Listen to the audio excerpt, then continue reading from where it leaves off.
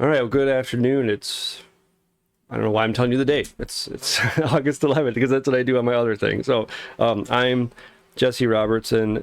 This is my lovely wife, Alex Roberts. Hi, that's me. I'm Alex Roberts. Thanks, dear. Yeah, I have to do this like ghetto thing with the microphone where I have to swivel it back and forth, but someday we'll get there. We're in a sound experimentation phase. Yeah, yeah. So, last couple of weeks we've been talking about we talked about switching food to prior, the last like the not the last episode, but the two prior to that, and then the last one we talked about why you should rotate food, and we thought that it would be interesting to talk about foods that you can share with your dog or cat, or not necessarily just what you can share with them, but food that they can eat, since it's safe for them to eat. Because there's a lot of myths when it comes to sharing food with your pet. Everybody knows the thing where like people, if your dog ate chocolate, they're like, oh, my dog's gonna die. That's when I was a kid, that was always the big one. Everybody was like, you never let your dog eat chocolate unless you want them dead. It's a bit overstated, but it's not good for your dog to eat chocolate. But that's not the only part of this episode we're talking about here. So I guess we wanted to go what? Yes. Yeah, foods, yes, you can feed. Yeah. Foods that you know you can't. And then foods that they can kind of eat. Sometimes, like, they shouldn't eat it. And if they do eat it, they're not going to die. Like chocolate is one example, right? So I guess we shouldn't. It's in the no category, but they're not going to die if they eat it. Well, if they eat like ton of, okay, we'll talk about it anyways. Okay. I'm just saying, you don't have to, if your dog eats a Hershey Kiss, you don't have to have a meltdown thinking your dog's going to die. That's in the no category. So I'm thinking we should start with the no category, because honestly, the yes category is expansive. And like, we'll never be able to tell you everything you can share with your pet. So let's just start with what you can't and then go from there. okay. Because that's, once you know what you have to avoid, then you've like, oh, the whole world is open to experiment with. So yeah. Oh, now Okay. I'm throwing pens. I don't know. We're throwing pens. So the first big, so some of these items are things like if your pet eats them, it could be fatal to them. Put them in an emergency situation. So the first on our list is onion. And the thing that's tricky about onion is a lot of human foods that you eat just have onion as an ingredient in there that you don't even notice. A big thing is like bone broth. Lots of people we would recommend you give your pet bone broth on certain occasions, but you have to be very careful. You're not buying just made for human bone broth at the store, because it usually has onion in it. And that's something you shouldn't give a cat or a dog. But do you want to go explain a little further about that? Yeah. Swivel back to you. So yeah, honestly, that is my favorite example, because I recommend bone broth all the time. It has tons of benefits, all the benefits that many of you listening probably are aware of for yourself. Absolutely all the same benefits for your pets. It's awesome. But honestly, I have yet to find a store-bought human bone broth, which a couple times I've said that over the years, and people have been like, wait, it's made out of human bones. So just to clarify, if I say human bone broth, I mean bone broth intended for human consumption. Yeah. Just to be real clear here. So, if you go to the store and buy bone broth intended for humans, honestly, I have yet to find one that does not contain onions. Good news is, if you don't feel like making it yourself, which, it's relatively easy, but it takes the time of letting it cook down. There are a lot of really good ones available specifically for pets these days, so your local pet store will have those, so that's cool. Anyway, that was a bone broth tangent off of onions, but specifically onions, and we're gonna say everything in the onion family. So any type of allium, with garlic being the exception. I'll talk a little bit more about garlic later. But it's in the maybe / in moderation category. But so any type of allium other than garlic, we're just going to pretend that's not an allium for now. it causes a type of, it's called Heinz body anemia, and that's just, if we look at a blood slide under a microscope, it's we see these things called Heinz bodies. It's what the red blood cells Ketchup look like. bottles. Yeah, they're ketchup bottle shaped. Not really. Did. That was a great dad joke. So it's bad. That can kill your pet. Like anything, you know, it's the quantity that makes it toxic. A little tiny bit of onion is not going to kill a large dog if they accidentally were to ingest it, but it's definitely something I just say avoid completely. Try really, really hard to make sure your pets are not getting any onion. Can I just say, it's also, your dog's is unlikely going to eat an onion. It's just not, but there's onion, like we said in bone broth, but you could have, like, if your dog finds an onion ring that's fried, has fried stuff around it, your dog is going to eat an onion ring. My cats would probably eat an onion ring because my cats are insane, but like, you know, that's the things you got to watch out for. Or what if you have a cheeseburger laying around that has an onion on it? Like, that's the kind of stuff that you got to, I know if you have a garden with onions, don't worry about your dog going out there and eating it like it's gnawing on it like it's a bone. That's not going to happen. It's if they accidentally ingest it with something else. Yep. That's just what I wanted to say. Yeah, exactly. It's more like, oh, there's a recipe that has onion in it, and being aware of that, because most animals are not just gonna be like, raw onion, sign me up. Okay, next, another big one everyone kind of knows, chocolate. And like Jesse said, it is absolutely, don't ever feed your pet chocolate intentionally, but some things to be aware of are, again, I kind of said this for the onion, like anything, quantity is what makes something toxic. So the compounds in chocolate and also in coffee that are actually toxic to your pets, it's called methylxanthine, and it's quantity. So first of all, the size of your pet matters. The smaller the animal, so cats and small dogs, it's easier for them to get a toxic dose. Versus like a large dog, they're gonna have to eat a whole bunch of it for it to actually be a toxic dose. And then if I think of it as it's the chocolate, the cacao bean itself that contains the methylxanthine. So basically, the more diluted the chocolate product is from the actual cacao bean, the less toxic it's gonna be. So if you've got like 100% baking chocolate, you know, the super dark stuff, that's like the most toxic form you can have. Whereas if you have milk chocolate, you know, that doesn't, most milk chocolates really have very little actual cacao in them. So, you know, the whole spectrum of how much cacao bean is actually in that chocolate product, and then the size of your pet. Those are two things to keep in mind. I think the ASPCA has like a little online calculator type thing you can do if your pet accidentally ingests chocolate, because it's one of the most common calls they get for their pet poison hotline that they have, which utilize that. When in doubt, utilize that. A lot of times if you call your veterinarian, they will actually tell you to utilize, and this is over like any toxic ingestion, not just chocolate. A lot of times your veterinarian will tell you to call one of the pet poison hotlines, because it's veterinarians that work for them that come up with, what is and isn't toxic, but they can actually help you, they're professionals. It's literally what they do. Whereas your veterinarian has a million other things that they do every day, and obviously are professionals. But it's not like that is the only thing they do all day, every day. So we don't have all these numbers just memorized off the top of our head, because, they're people that is their job. So just putting that out there. It's a really amazing resource to have. Anyway, going on tangents already.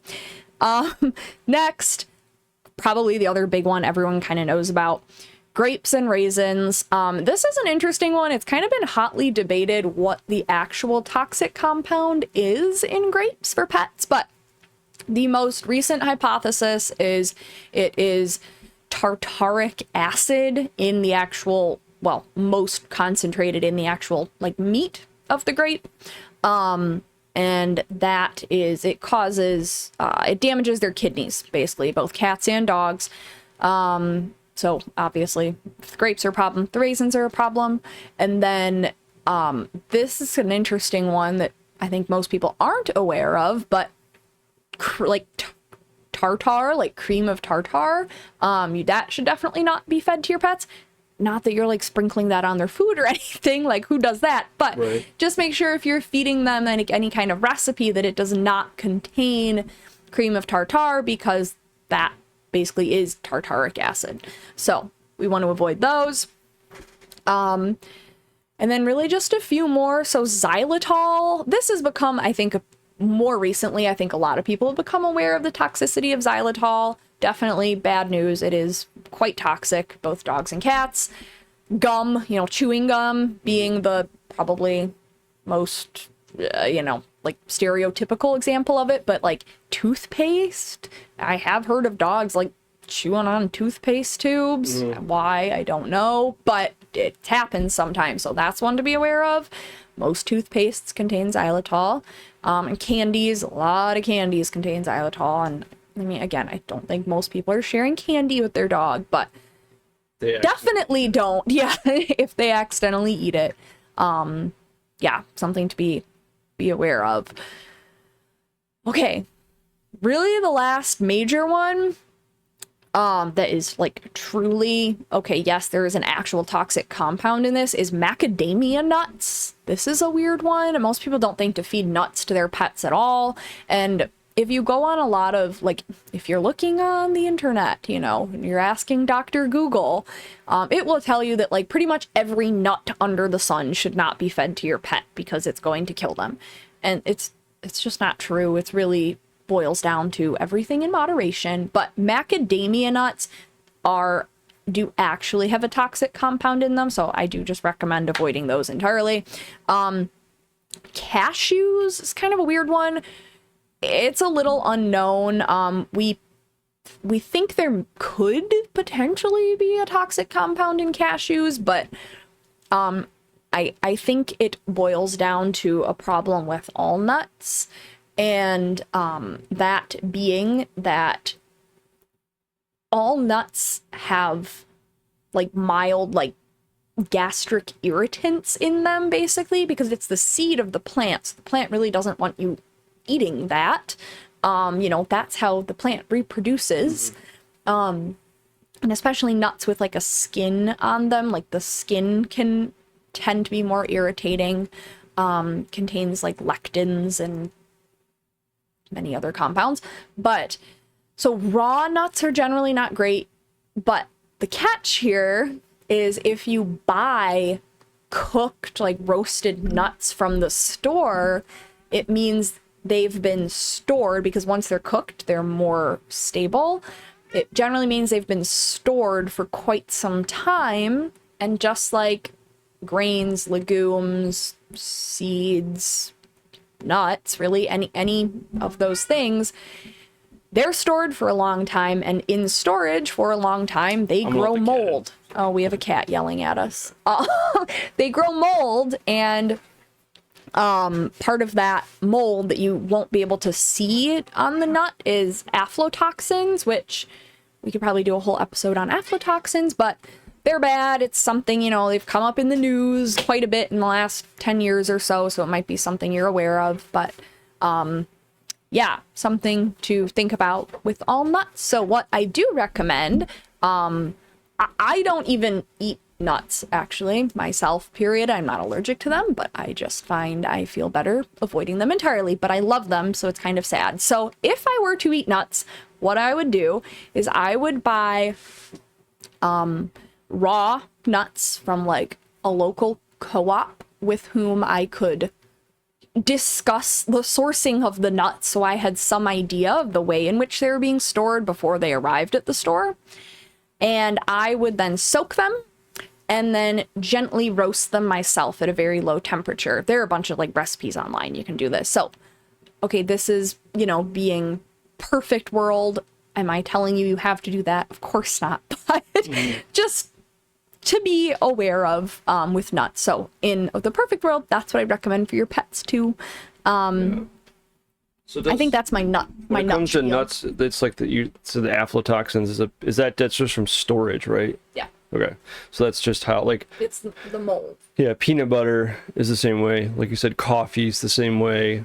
Lots of things can grow aflatoxins. Okay, got you. And they're, I mean, long term they're very damaging, right? Yeah, highly Extremely. toxic. Okay, got it. All right, so do we want to move on to things you can give your pet in moderation? Yes, except can I just talk about peanut butter now? Yeah. Go ahead. All right, so while we're on it, I'll pretty much peanut butter falls into everything I just talked about with aflatoxins. The peanut itself, there's no toxic compound in the peanut, but peanut butter tends to be made of kind of the gross, nasty leftover peanuts at the bottom of the barrel, and they're the ones that are going to be the moldiest. So peanut butter is like notoriously high source of aflatoxins. So being aware of that, when you can like grind your own peanuts. Still worth it to eat though. Yeah, I have a peanut butter addict here. I mean, who doesn't love peanut butter? But I try really hard to not eat. If you're going to do peanut butter, the best way to do it is grind up your own peanuts, because then at least you can see like, okay, these are at least decent quality peanuts we're starting off with. So there's that.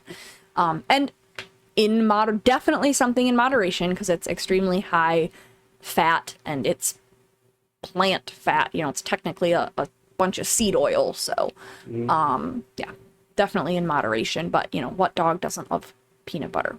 Well, actually, that's a lie. I have met dogs that don't love peanut butter, but the majority of dogs really love peanut butter. And man, if it comes to like having to get pills down their throat, or, using like a peanut butter licky mat to do their nails or give them a bath or whatever, get vaccines, like whatever stressful event they're, might need to undergo regularly. I mean, peanut butter can be a lifesaver. So. Yeah, this guy here loves peanut butter. Yeah. Yeah, we have one of our other cats loves peanut butter too, and the other one won't touch it, but he'll eat anything else. Like they'll eat literally anything, like lettuce, cucumbers. If I cut the butt off of a squash or a zucchini, they'll eat anything. Peanut butter, chips. Yeah, kale chips. So they're weirdos, because they're just starving to death all the time apparently. So when it comes to things that you can eat and give your pet in moderation, so it kind of goes both ways when it comes to like the type of animal, but remember your cat is a obligate carnivore, so they really shouldn't be eating anything other than meat, bone. They can eat eggs, so, like they can eat these things, but they shouldn't be eating them. So if you're going to share something with your cat, just try to make sure it's at least something animal based. And then I guess if you want to go into what they can give in moderation, I think we have cheese is at the top of our list, because I mean, who hasn't used cheese before to pill their dog? Or not like these. My cat would eat an entire brick of cheese if I put it down, and he'd probably regret that later. But he would do it. So what do you mean? So moderation. What's moderation for cheese? Yep. Honestly, I kind of put cheese in a similar category as peanut butter, but to be honest, if I am pilling my animals, I'm gonna use cheese over peanut butter. I'd rather have them have dairy than peanut butter, especially if I have like a raw cheese or some like locally made cheese, something like that. The closer you are to the source of the product, the better with anything, right? The fresher, the better. And the more aware you are of how the product was handled and made, the better. So, but yeah, just small amounts, if we're talking about like little half-inch cubes of cheese, if we're talking like a cat or a small dog, I wouldn't give them more than like one of those at a time. A medium-sized dog, a few at a time. A larger dog, a handful or half a dozen at a time, I would say is my limit. I wouldn't be using cheese all day long as a training treat for a puppy or something like that. But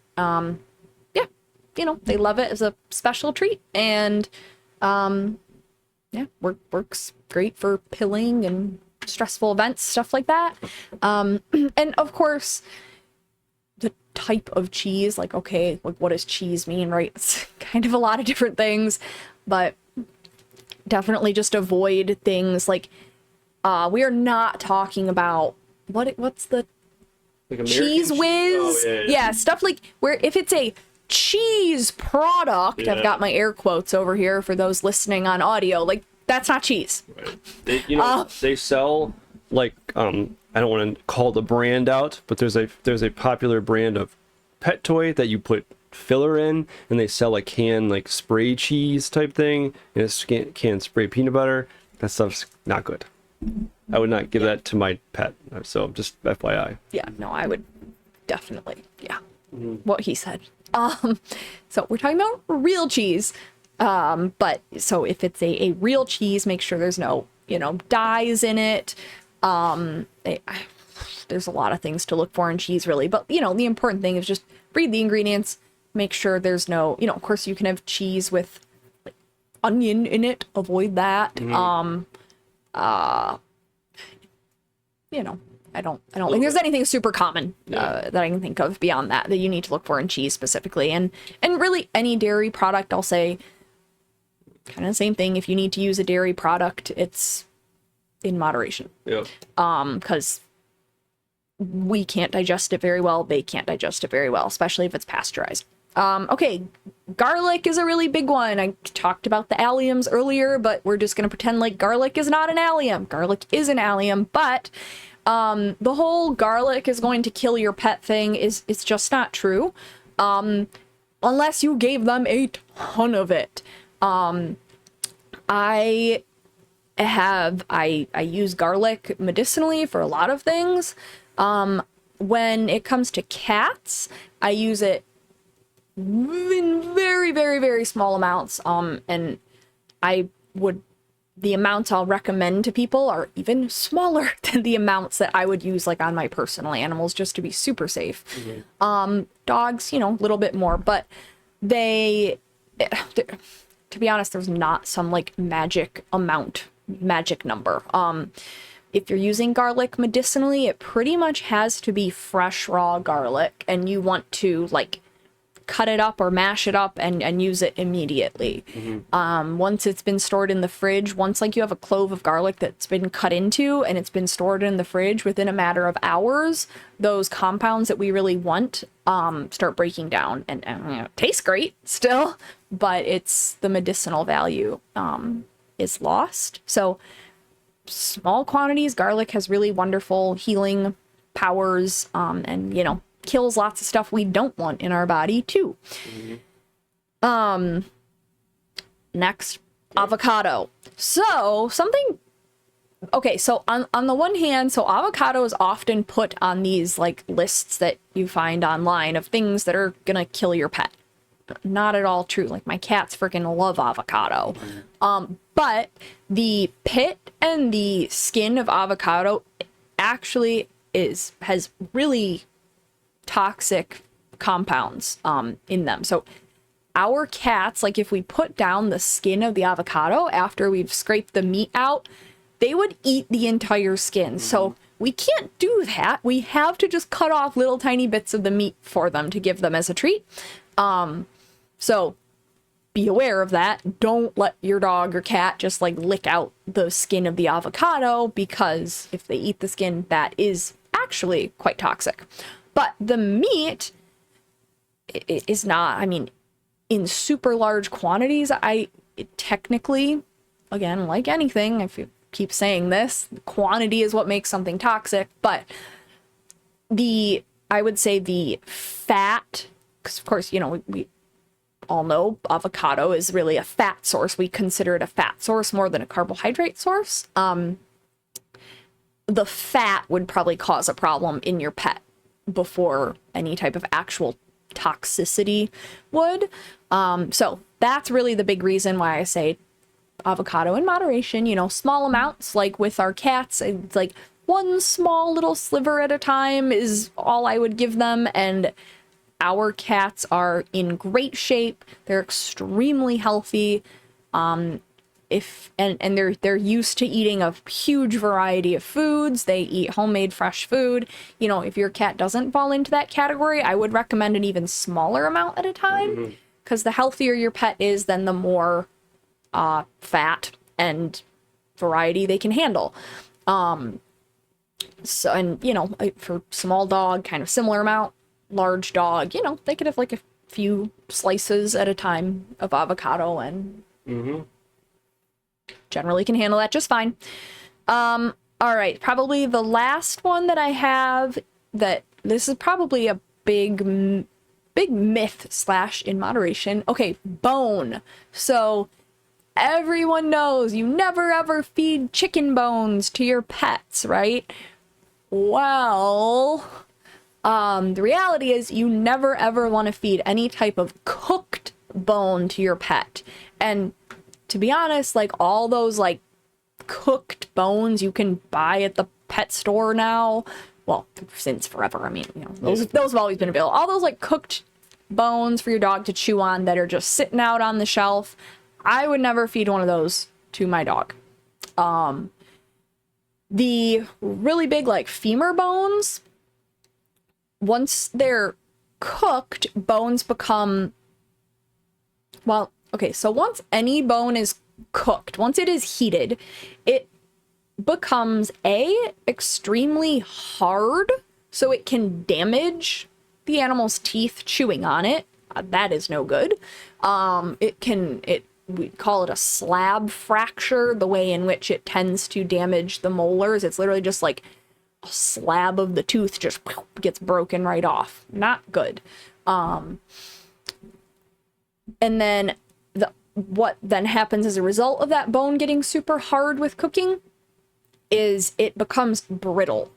So they can, if the animal, if the bone is small enough for the animal to really be biting chunks off of it, it's more likely to fracture into shards that are then sharp, and can cause damage just from being sharp. They can perforate the gut lining, and they can cause blockages because the animal's not, getting them off in itty bitty pieces. Okay, so cooked bones, heated bones, really in any way, any type of bone, big no-no. Raw bones, the bone marrow and the cartilage on there, I mean, they have amazing benefits. They're awesome, but it's a very delicate process. We'll probably do a whole podcast on how to feed bones, because honestly, there's a lot to it. But you want to, if your pet is a novice, avoid weight-bearing bones. So whatever prey animal that bone came from, if the animal is standing on that bone, avoid that. So leg bones, pretty much, right? Avoid those. And then when in doubt, I say size up, because if we're worrying about a choking hazard, the smaller the bone is, the more likely they are to be able to choke on it. And again, like we're talking about novice pets who have not had bones before, or if you're unsure about it, monitor them. Always monitor them when giving bones. Watch them. The point at which they're most likely to have a problem is when they get down to the last little nub. If you have a dog that is prone to just inhaling things, take away that last little nub from them. I've honestly, knock on wood, I've actually never seen it cause a problem, but out of an abundance of caution, I just always recommend take away that last little nub from them. If you are at all in doubt, just be safe, take away the last little nub so they can't hork it down and choke on it. So we're coming up in about half an hour. Should we do the yes in a different episode then? Maybe we should. Okay. Because this became our spiel of what not to feed to your pets, and then I guess we did some myth busting, right? Yeah. So yeah, I think we'll do our next episode. We're trying to like work our way towards talking more about homemade foods. So the next episode we'll do foods you can feed your pet, and that'll be, I think, a really good intro to talking about homemade foods. I think that'll be a good place to start then. Yeah. Cool. And that can easily be a whole episode. There's a lot. That's the good news.